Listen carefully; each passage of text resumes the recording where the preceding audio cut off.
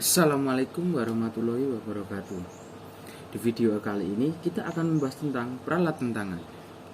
Peralatan tangan atau perkakas tangan atau hand tool adalah alat bantu kerja yang digunakan dengan kekuatan tangan manual atau tenaga manusia dan bukan dengan mesin power tool yang dalam pemakaiannya bisa dengan mudah dibawa atau dipindahkan. Contoh-contoh peralatan tangan adalah satu, yaitu adalah palu.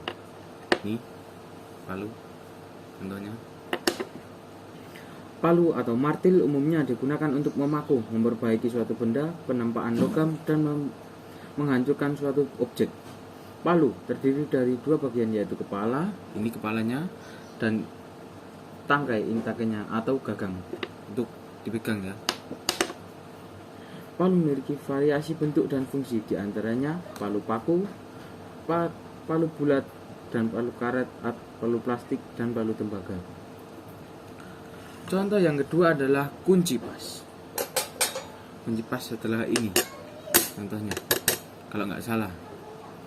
Kunci pas atau open end spender atau wrench berfungsi untuk mengencangkan dan melepas baut atau mur. Untuk mengidentifikasi jenis dan ukuran kunci pas, Anda bisa melihatnya pada permukaan kunci. Oh ini 12. Berarti cocoknya yang angka 12 di sini, 10-nya di sini. Yang ketiga adalah tang. Bentar. Ini tang. Gak jepit ya. Tang memiliki beragam fungsi, antara lain untuk memotong kawat, mengencangkan baut, dan menjepit sekaligus mengelupas kabel. Umumnya tang terbagi menjadi 4 jenis, yaitu tang pemotong, tang penjepit, tang pengunci, dan tang kombinasi. Kalau yang contoh ini adalah tang kombinasi, Kak. Ini buat jepit, buat motong di sini. Gak tahu yang tengah ini buat apa, kurang tahu. Yang keempat adalah obeng. Ini bentuknya obeng, bisa dibuat dua. Ini copot, pasang pakai sini. Obeng dapat digunakan untuk memasang dan melepaskan pengencang-pengencang seperti baut dan skrup.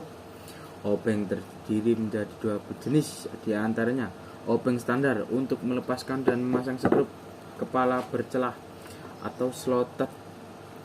Obeng Phillips untuk melepaskan dan memasang skrup celah kembang. Ini mungkin obeng standar, ini obeng Phillips, yang ini mungkin kembang. Mungkin ya. Pada dasarnya semua peralatan tangan akan terjaga keawetannya bila digunakan dengan cara yang benar dan sesuai fungsinya.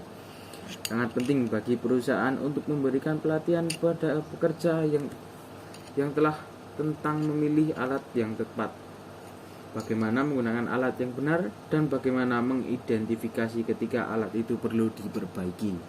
Sekian dari saya. Wassalamualaikum warahmatullahi wabarakatuh.